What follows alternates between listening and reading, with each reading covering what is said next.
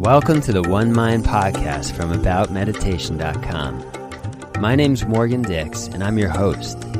On OneMind, we explore different angles on meditation, mindfulness, and health.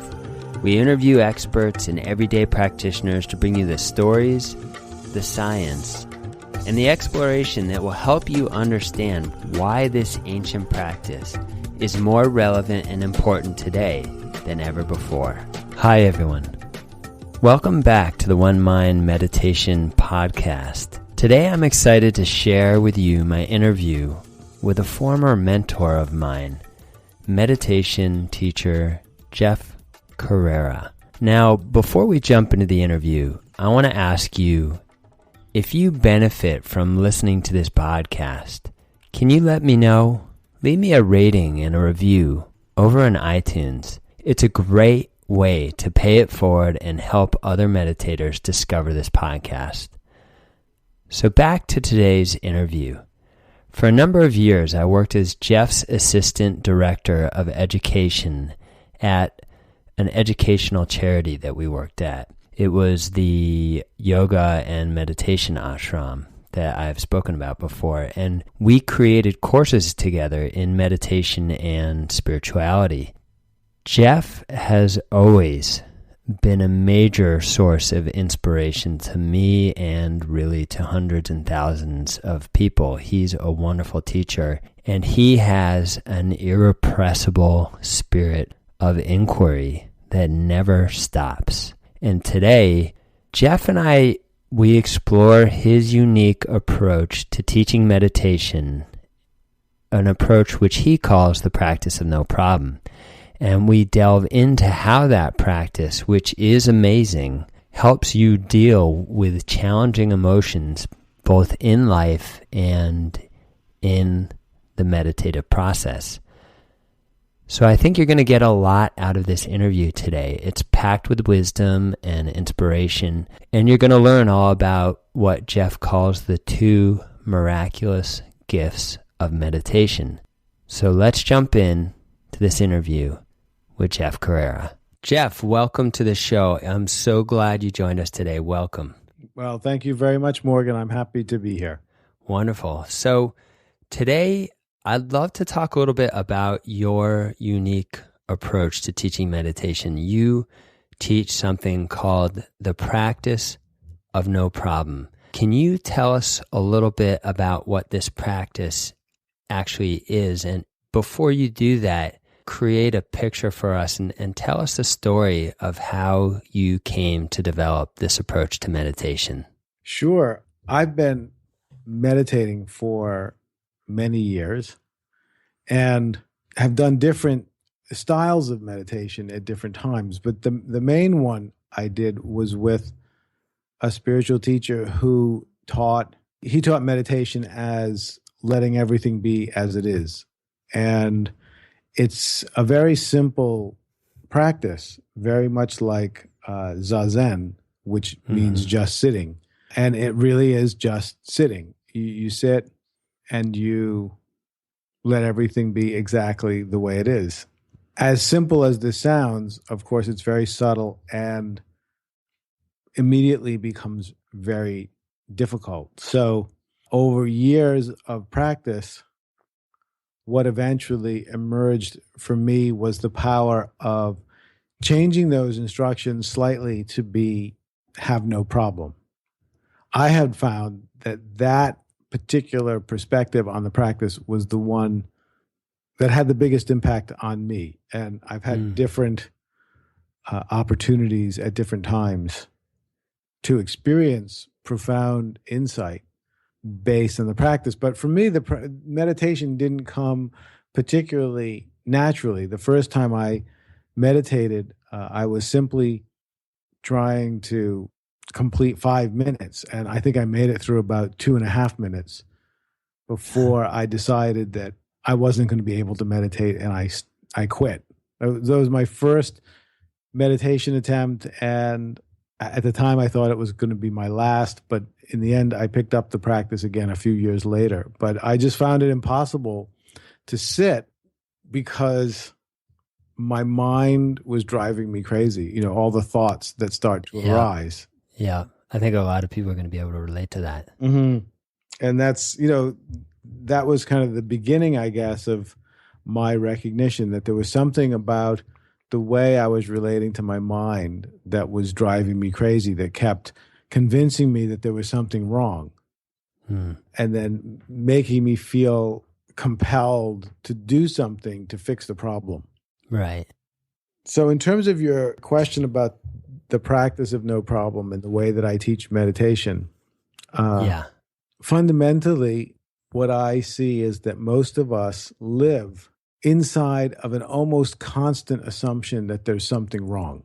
Even when things are good, there are still aspects of it that are wrong. And we're very well trained to constantly be seeking out problems and solving them. And so we live in this constant sense that there's something wrong, that the way things are is not the way they should be, that things should be better or should be different or should be other than they are. And we are constantly striving and trying to create the perfect circumstances that we believe exist somewhere else besides here. And that fundamental sense of dissatisfaction with the way things are leads to an existential unhappiness, an existential sense of discontent. And as I see it, the first miraculous gift of true meditation is discovering an unconditional sense of contentment with exactly the way things are, no matter how they are. And that's what the practice of no problem is a meditation, is an approach to meditation that's designed to bring us directly into an experience of deliberately chosen contentment. So this is amazing. I have two questions. One, that relate to different parts of what you just said. The first question is this sense of living within this fundamental assumption that something is wrong, which you kind of diagnosed as it's like a cultural epidemic. Is that something you think has always been that way with human beings, or is that something, so for example, is that related to our evolutionary development where it used to really serve us to be on guard for our survival? So like that's one question. Or is it more of a postmodern or modern phenomenon that the human being really lives a lot more in their mind, or a combination of those things? So that's my first question. Well, yeah, I'd love to just hear your thoughts on that first, and then we can move on. I would say that it would make sense to me that this is an evolutionary carryover, through the process of evolving. And I think as modern and postmodern individuals, that sense that there's something wrong takes on particular flavors, that weren't there maybe earlier in our evolutionary history. But even if you think back to pre-human evolution, you can imagine that most animals, in order to survive, would need to be in a fairly constant state of alertness. Yeah. If you imagine just animals living in the wild, they live in a constant state of alertness. If you look at a bunny, they're just constantly jumping at each sound, because it's a dangerous world. And in order to be able to avoid harm, you need to be alert and tense. Right. If you get too relaxed and too calm, then you're going to become vulnerable. So I think fundamentally that's where it comes from. And then as we have evolved into human beings, and as you said, we have a very alive mental world, we're no longer walking down the street tense because we're afraid that a lion is going to jump out and eat us.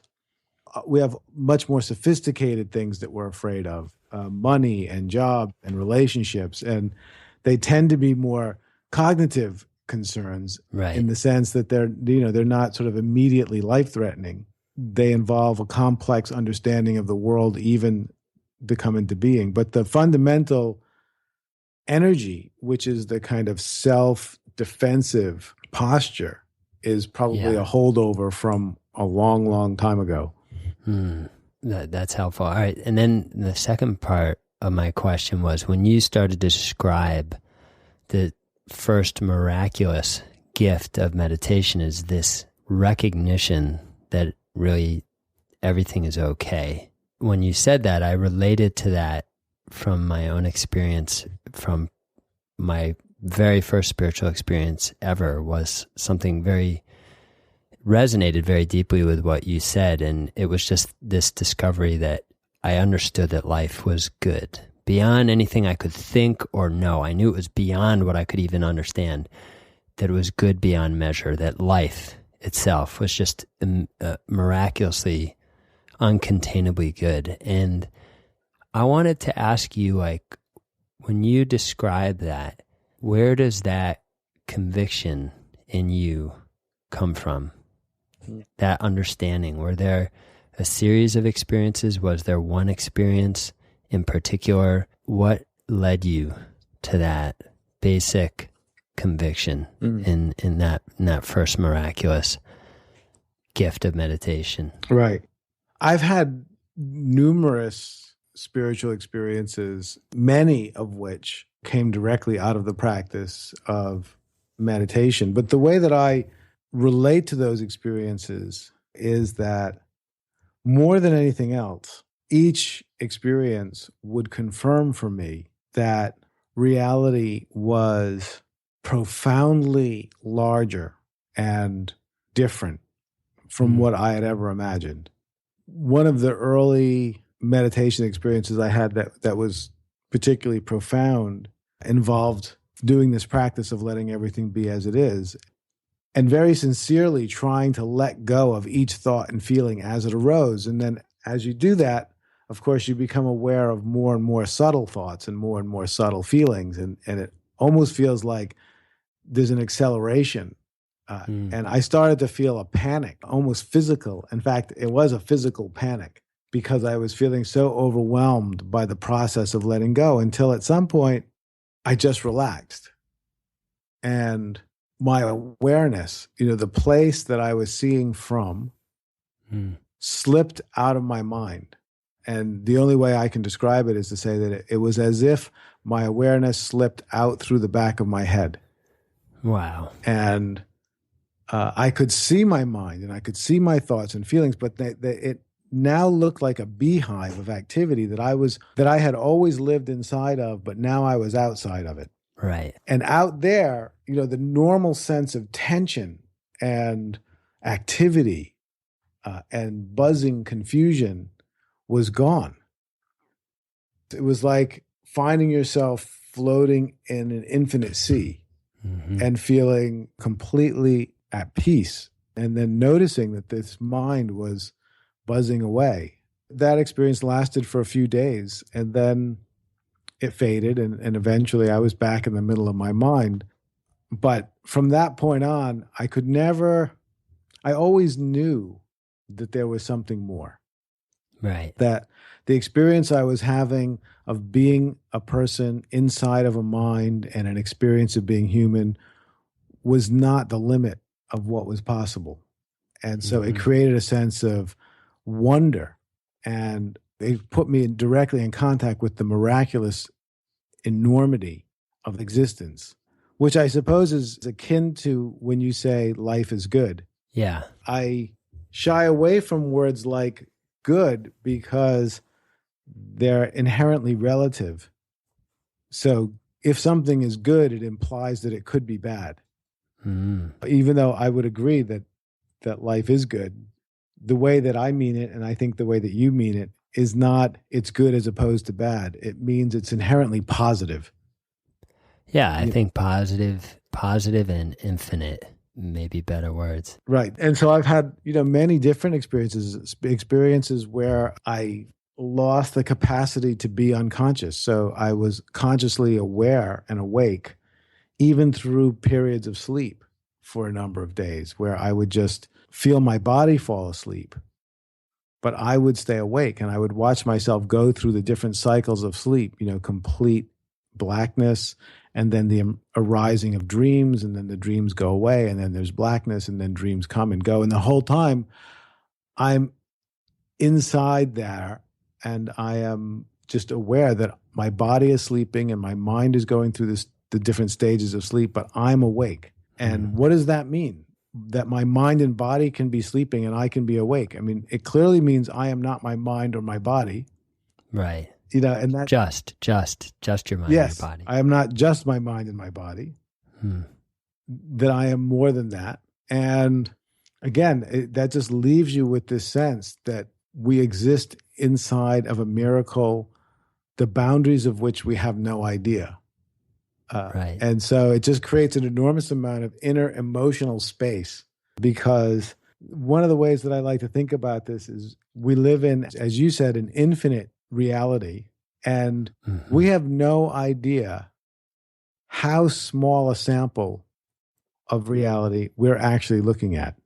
Right. And yet we're drawing conclusions about the whole thing. It's as if you lived in one town for 6 months, and that was the entire experience you had of the planet Earth, and you were drawing all kinds of conclusions about the way life on Earth is. Yeah. And we have and that's probably a pretty big sample compared to our sample of the infinite expanse of being. I find it dizzying to try and sometimes think, and I don't know if this has come from things that you've said or whether it came from our former teacher, Andrew Cohen, or whatever, or Ken Wilber, but the idea of sometimes trying to imagine you're looking through one vantage point, which is your eyes, yourself, and everything that makes me up, my whole, the sum total of my experience, which is creating the lens through which I'm seeing that village for 6 months or that little place. But then there's billions of vantage points. And that when you start to think about, there's billions of versions of me looking out with their whole separate, distinct versions of what they're seeing. And then you add that up, that's only the kind of total of the people here on Earth. And that we don't know how many vantage points there are. There kind of seems like there could be infinite ones. And that always stretches my mind. Like, it breaks my mind when I start to think about that, is like, it's enough to just take in your own single perspective and be fully cognizant and present with it. But then that's what I think of when you talk about how dazzlingly larger than what we can cognize, perceive, and understand that reality actually is. There's ways to stretch your mind to see it. And then there's certain things like meditation, which just fully take you out of yourself. Right. And just to follow that thought for a moment, it's interesting to consider even just this one planet, because as you said, our perspective on reality is pretty vast as an individual. And we're one of, 6 or so billion human perspectives, but that's only the human experience of reality. There's all kinds of other animals that have experiences that are not human experiences, but they are also valid. Right. And some people would even question whether what we classically consider non-living things have perspectives that would need to be considered if we were going to consider the whole.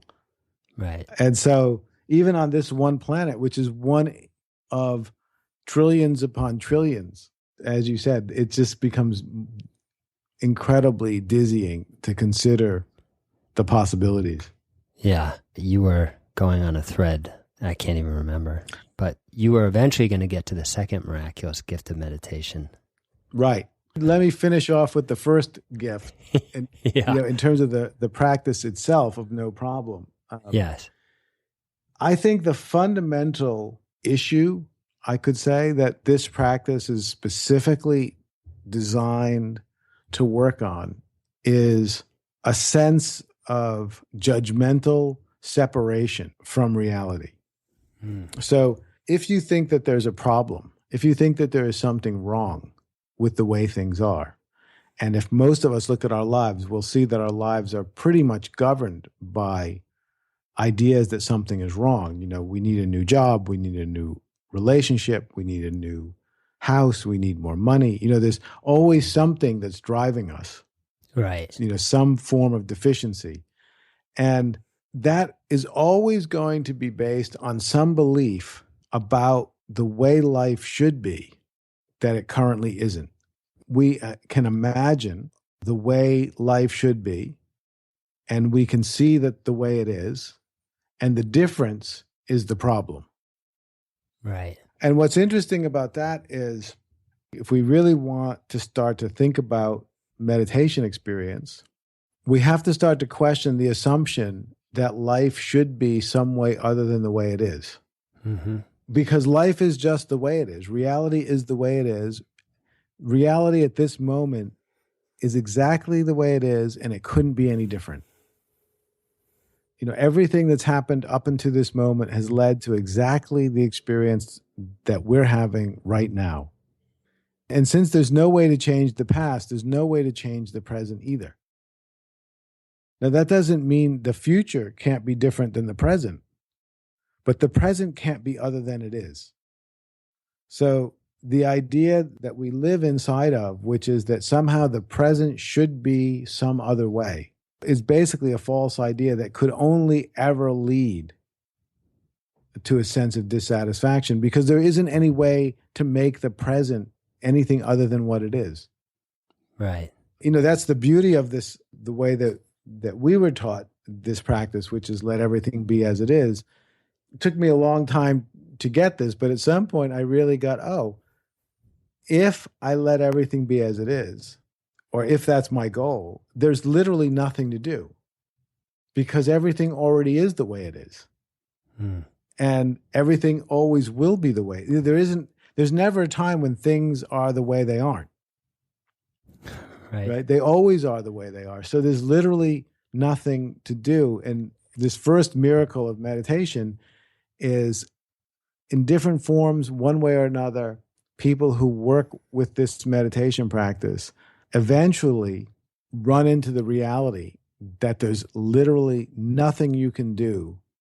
Not only is there nothing to do to let everything be as it is, but there's nothing you can do that would make things be other than the way they are. There's literally no way out of these instructions. Mm-hmm. And when you really get that, something releases, some existential tension releases. It's deeper than your body, it's deeper than your mind, it's sort of in your soul or in your spirit, a sense of okayness, which is the contentment that I mentioned earlier. It's not some kind of explosive joy. I mean, you can have those kinds of experiences, but deeper than those is just a permeating sense of contentment that actually everything's okay. Everything is the way it is. And then what happens when people, before they have experienced that, when they're just imagining the possibility of experiencing it, like people might be listening to this interview, there's a part of you that goes, well, if I allow myself to be content with the way things are, then I won't be motivated to do anything. I'll just become a kind of couch potato, or something. Yeah. But that's because the habit of being motivated by the sense of deficiency and the sense that there's something wrong is sort of the only one we know. It's the only operating system that we know. We know that as long as I stay focused on the fact that there's something wrong and the problems that I need to face, then the awareness of those problems and that deficiency will generate the energy that will keep me moving and keep me creating.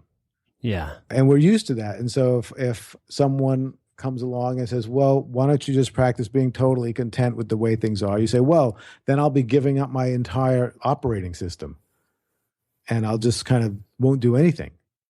Right. So this leads to the second miracle of meditation.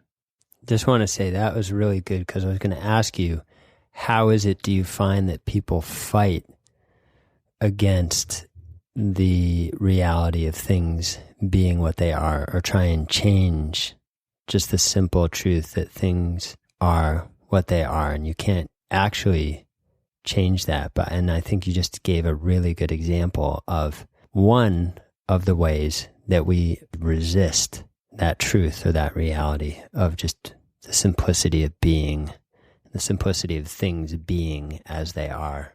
Good. Well, I'm glad I anticipated your question. You did. And then, that leads us to the second miracle of meditation. Once you discover that kind of chosen contentment with the way things are, which means for most of us, we're going to have to go through the uncertainty and the confusion and even the fear that we're going to lose our motivation. We're going to lose our will to live if we get content, at that existential level. But if we are able to do it, what we find is that there's an entirely other operating system ready to kick in as soon as we let go of the old one. And the new operating system isn't based in deficiency. It's not powered by pushing off of what's wrong. It's based on the recognition of possibility. And it's pulled forward into potentials. So it's not sitting in a sense that there's something wrong and I need to fix what's wrong in order that things can be better, which is the old operating system. It's sitting in a recognition that everything is perfect the way it is. Everything is exactly the only way it could be. And there's so much more possible. And so experientially, the difference is that one is sort of a struggle against the way things are in order to fill up the deficiencies, the perceived deficiencies.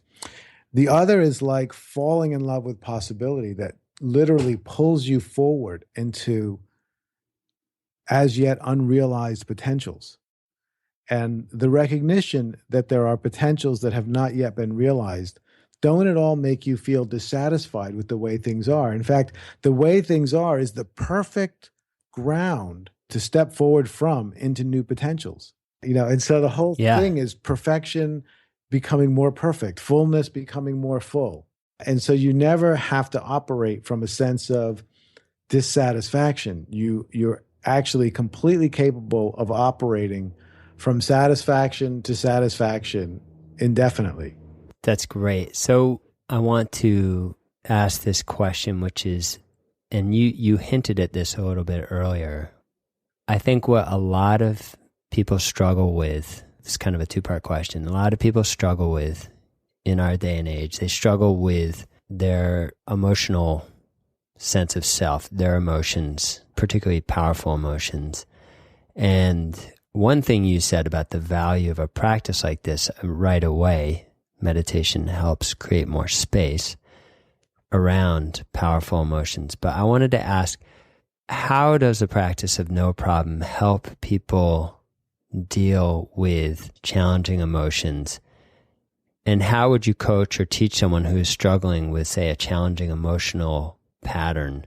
That's one part of the question. And then relating that to what you just said, because I don't want to, it was very powerful what you just described about the second real gift of meditation is the discovery of this new operating system, one where you're drawn forward into life by the recognition and the pull of potentials and possibilities.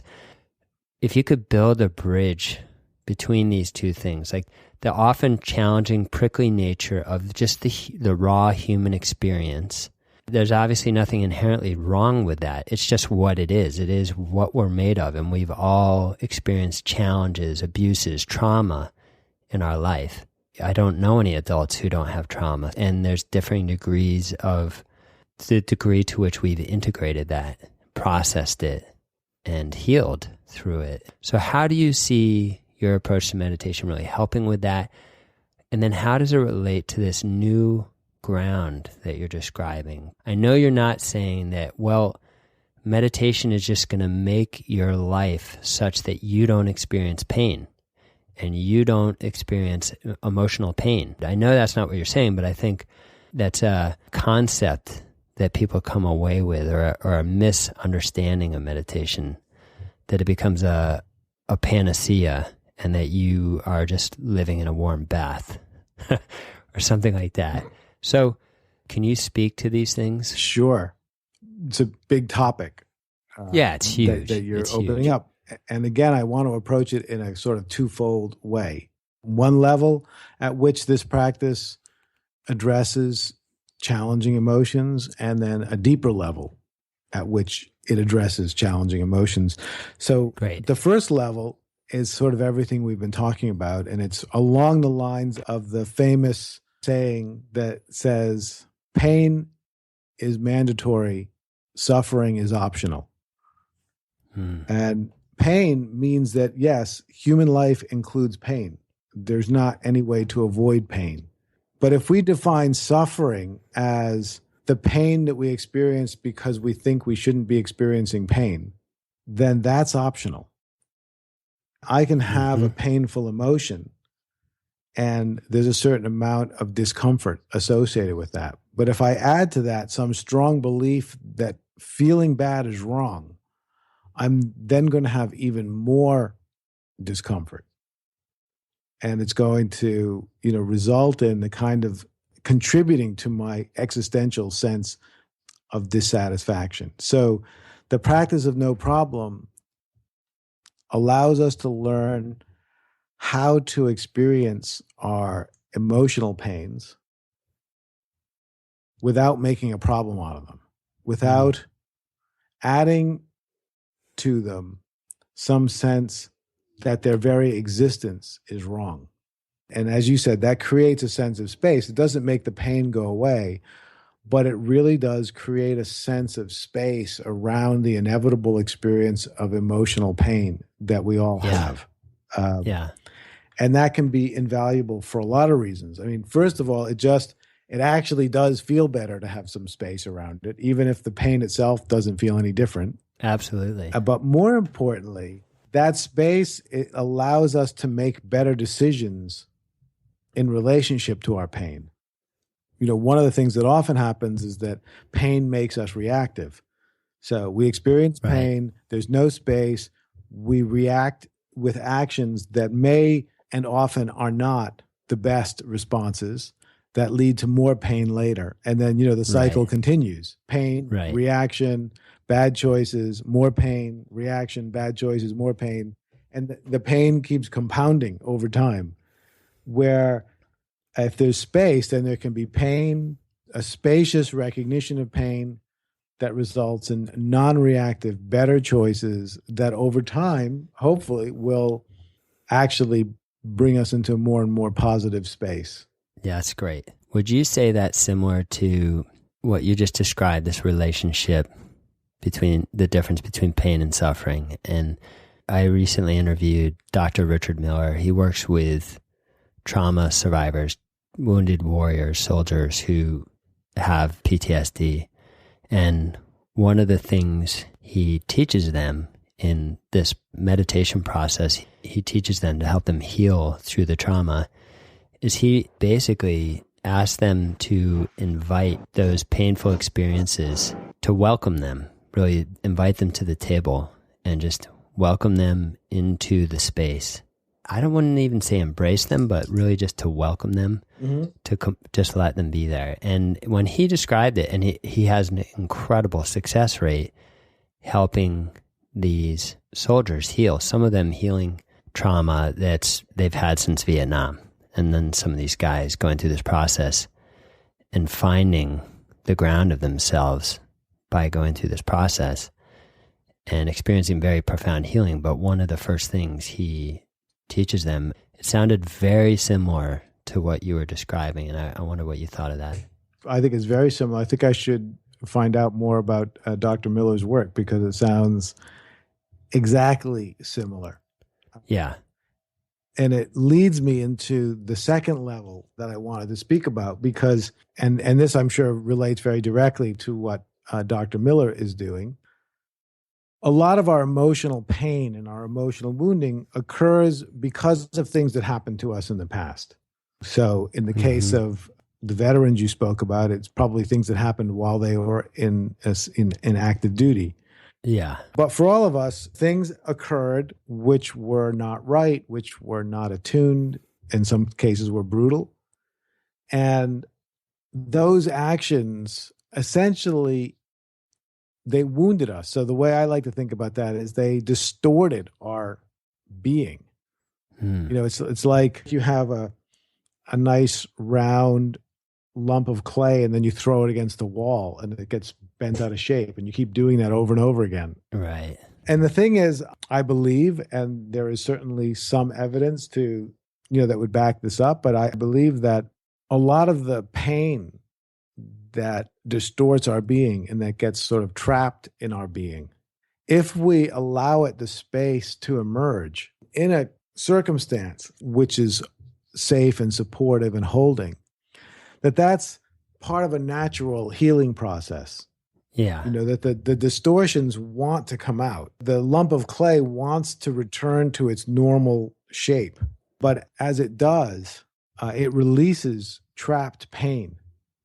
And so in meditation, I have often experienced, and I know many, many people do, and you were asking, well, what are the things that people resist? One of the things that people resist is that when they start to let go and let everything be as it is or have no problem, they basically are giving up control. One of the things that can happen is that some of this old wounding begins to release. And they start to experience emotional discomforts of all kinds, and it can be scary. And of course, the reason that we get scared is because we feel like, oh my God, I'm unleashing something that I might not be able to get back. Right. And so our response is to resist the practice, which essentially means stuff the pain back inside. Leave it where it is. It's like Pandora's box, leave the pain trapped in my being so that it doesn't come out. But as you were saying, in terms of Dr. Miller's results with healing, when you allow the pain to come out, eventually it will come out. Yeah. And the distortion which was holding it will release. And so, the other way that this practice addresses some of our emotional concerns is that it actually becomes a way for us to let go enough so that some of this trapped emotional content can release. And the analogy that I like to use is soda pop. If you have soda in a bottle and you look at it before you've opened the lid, you don't see any bubbles in it. You just see water. Right? Because under that kind of pressure, the liquid will hold the carbon dioxide in solution so you don't see it. But as soon as you unscrew the lid, then you hear the fizz and all the bubbles start to come out of the solution. So all of that gas that was trapped inside the liquid, once the pressure releases, then it starts bubbling out. And the same thing is sort of true of our being. There's a lot of pain and discomfort and fear and et cetera, that's embedded inside of us. And as long as we keep a certain amount of pressure on ourselves, it won't come out. Yeah. But as soon as we start to relax, as we do in meditation, then some of this stuff starts to bubble out of us. And if we keep relaxing, it will keep bubbling out. And that's a great gift of meditation because it actually allows some of that to release. And it's also something that we have to be careful of because, these things bubble out and it's important for us to be prepared. Right. To know that that's going to happen. And ideally, to be meditating in a context with someone who will be able to support us through those kind of emotional upheavals. That's great. That's really clear. Were those the two aspects? Those are the two aspects. Got it. The first one is just that we create space around our experience of pain. And the second one is that we relax in a way that allows some of the pain that's been trapped in our being to release itself.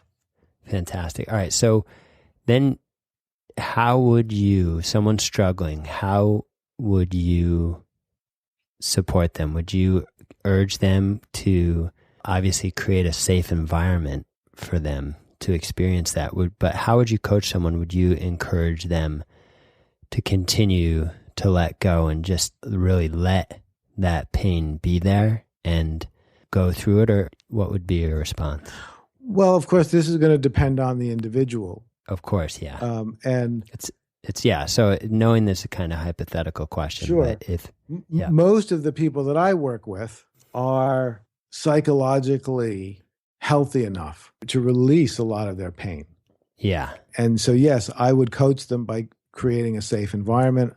I would be someone, because when this emotional pain starts to come out, it's powerful and important to have someone that you trust, that you can talk with, so that you're not just alone with all of this stuff coming out. Right. So right. I can become, or some other meditation teacher or some other friend can become someone to talk to allow more of the, there's a certain amount of processing that's usually involved.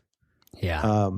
Which may mean understanding where the pain's coming from. It may not. It may just be having someone to say, wow, this really hurts, and have someone who's willing to say, I totally get that. And, yeah. One of the main things is that when people start to experience emotional upheaval, is there's some fear that they'll be rejected. So often the thing they need the most is just someone to witness the pain and be unmoved. So there can be a sense that, okay, I'm not going to lose everyone if I allow this to come out. There may be other people who have experienced more severe trauma for whom some form of a more therapeutic environment would be important. Yeah. And, lots of therapists today are using meditation of in different forms as part of their treatment. But there's also therapies which are designed to help give us a deeper understanding of the pain that we experience and the suffering that we experience. And for some people, that's going to be important, and having an actual trained individual to work with is going to be important. But as I said, by and large, the people that I work with are able to go very, very far with just a trusted friend or partner.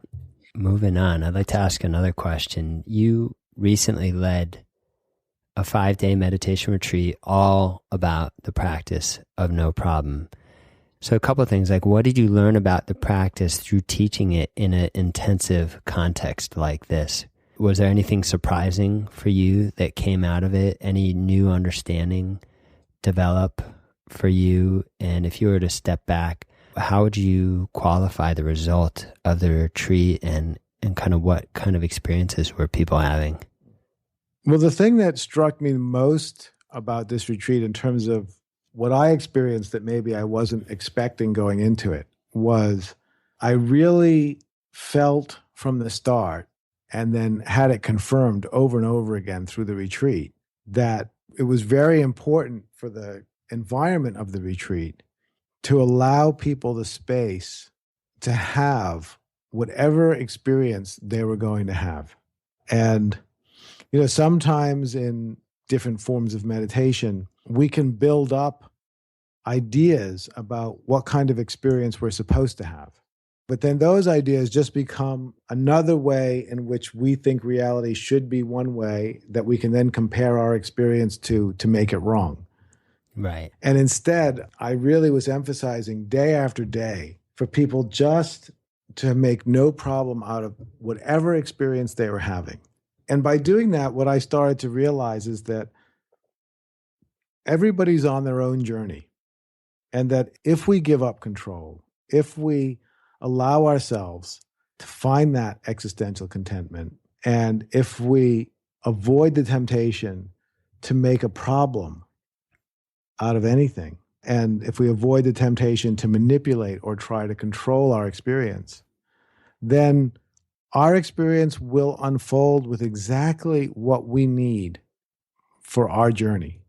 And that we can trust that reality will provide the right experiences for us better than our ideas will. And so on the retreat, it was, I really felt it was an amazing and successful event, because by and large, I think everyone found the space to allow their experience to unfold completely naturally and without interference. And what it meant was that people's experiences were different. It came in different forms, and some were personal to them. There was one person on the retreat who recently lost a spouse, and they had a major revelation and shift in their relationship to the grief that they were experiencing. So that's a good example of, emotional upheaval, and something really shifted. And for the first time, they saw beyond the grief. Other people had other things like that were going on that they had major shifts in. Some people didn't have any personal experience to work through and had more typically, what we more think of as spiritual experiences and spiritual awakenings, similar to some of the things that I described earlier. And I found it amazing and interesting as the person who was leading the retreat to just keep being open to whatever experience people were having without adding any sense of judgment, good or bad, about it. And continuing to encourage everyone to just make no problem, keep abiding inside of the space for whatever wanted to happen next, and just allow it to continue. And, one of the feelings that you had, as you said, it was a 5-day retreat, but it feels like, oh, you could do that forever because the experience would just keep unfolding. Yeah. And everyone would keep getting whatever it was that they needed next on whatever journey they were on. And the longer you were doing it, the further you could go. And there would be no sense that there would be any natural endpoint. Did you find it challenging at all to maintain this non-judgmental space? Obviously, as we've been talking about through this whole interview, that's such a natural habit. But to create that space, obviously you had to be really holding that totally non-judgmental space and really trust very deeply. Was there a challenge in that for you at all, or a process? Right. I found it remarkably easy, almost natural compared to what maybe I would have imagined. The one thing that you have to contend with is that there are times when someone has an experience that's just either alien to you, not one that you've had, or not one that you particularly feel a resonance with the value of it. And so obviously our habit is, if we don't kind of immediately see the value of something, that we would dismiss it. Right. And so part of the practice for me was just not allowing myself to forget that I have no idea what's supposed to happen.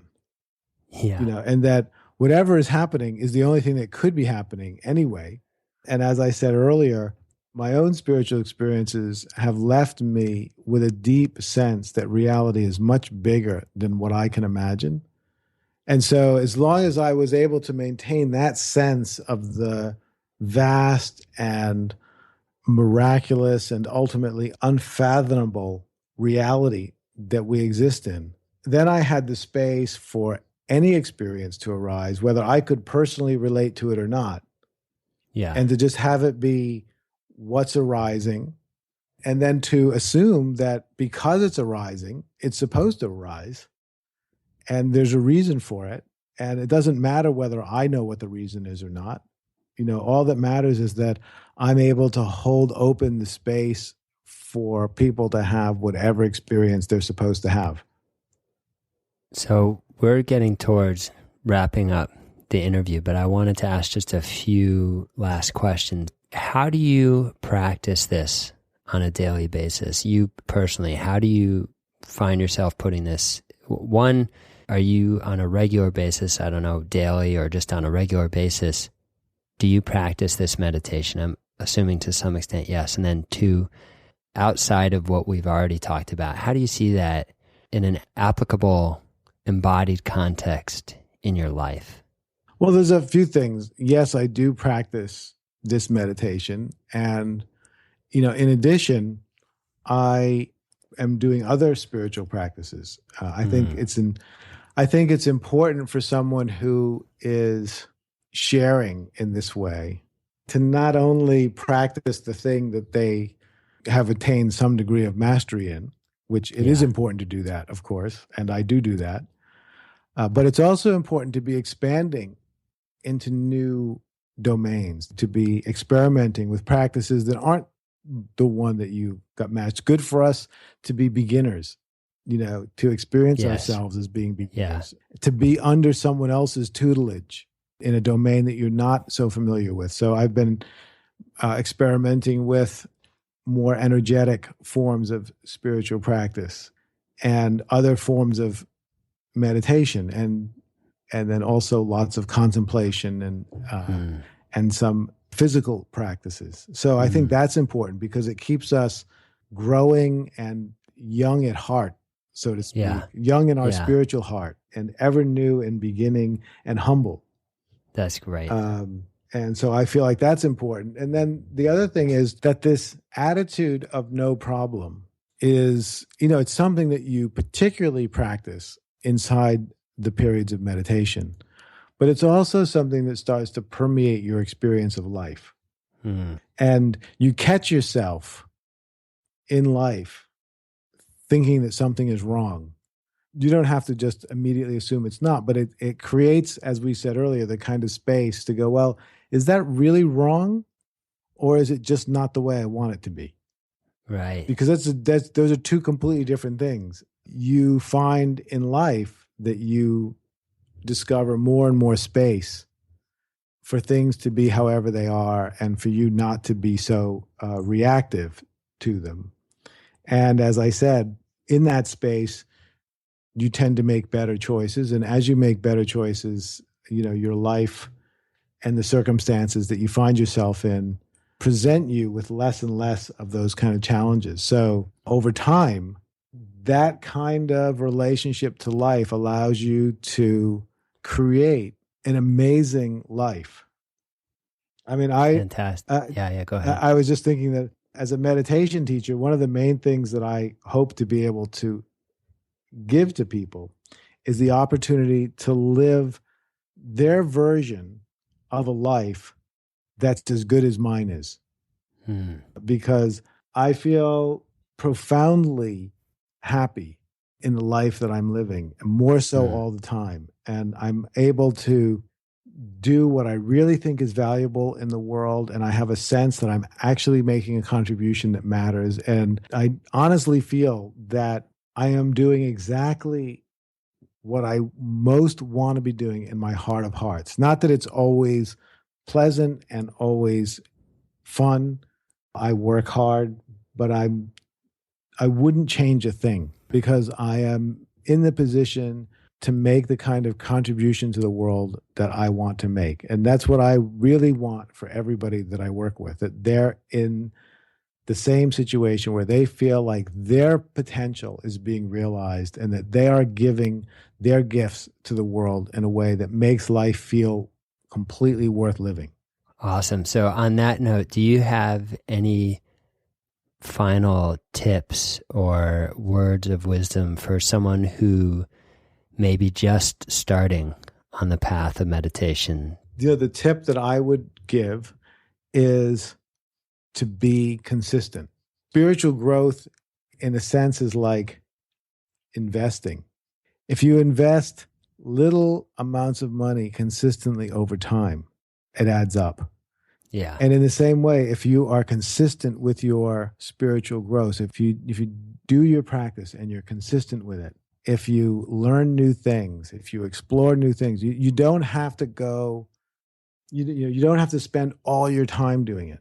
Obviously, the more time you can spend consistently, the better, but it's more important to be consistent than to do a lot.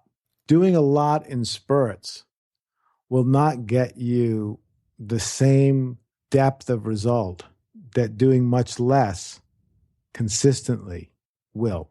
You're much better off being consistent over time. And then you'll look back and, it's most of us have an addiction to immediate experiences. So we want to do the thing that's going to really give us some kind of recognizable difference today. Yeah. But if you are able to avoid the temptation to need that, and you can be consistent over time, then you will look back over time and you'll be amazed at how deep the changes are and how much more your life is a reflection of your true potential than it was in the past. So I would say that consistency is more important than volume. Thank you, Jeff. And can people work with you directly? And if so, how can they work with you? And what kind of resources do you have to share with people if they want to follow up from this interview, learn a little bit more about your work and what you're up to? Tell us where people can find you and what you have to offer. I have a variety of downloadable programs, both in meditation and in philosophy, that people can use. One of them is housed on About Meditation, in fact. Totally. Absolutely. And everyone, I will put that in the show notes, the link to our course with Jeff, which is fantastic. Great. And so those are ways to work with me virtually, which of course is the easiest way to get started. In addition to that, I will be doing another 5-day retreat next summer. I also do some courses that are held partly virtually and partly in person. And I have a small number of people that I work with either individually or in small groups. And you can find information about all those ways to work with me on my website, which is just www.jeffcarreira.com. Great. And I will link that up in the show notes. And Jeff, are you still doing your monthly free public meditation? I do. So if you go to my website, you'll see that I have a new ebook called Love, Creativity, and Unlimited Possibility, which is all about meditation. And if you register to download for that ebook, you'll also be notified every month when I do free conference call based meditation classes, one a month, offered to anybody on my mailing list. I just had one, in fact, yesterday. So I'll be doing another one in about a month. That's great. Everyone, I strongly recommend you go over to jeffcarreira.com. Again, I'll link that up in the show notes. Get the free ebook and get on Jeff's list for his monthly guided meditation. I've done them before. I still listen to Jeff's guided meditations. I love them. They're very powerful, and I can't recommend them highly enough. So please, after the show, go over there, pick it up. And Jeff, thank you so much. This has been fantastic. Great. Thanks very much, Morgan. It's been a pleasure talking to you. I hope you enjoyed my interview with Jeff.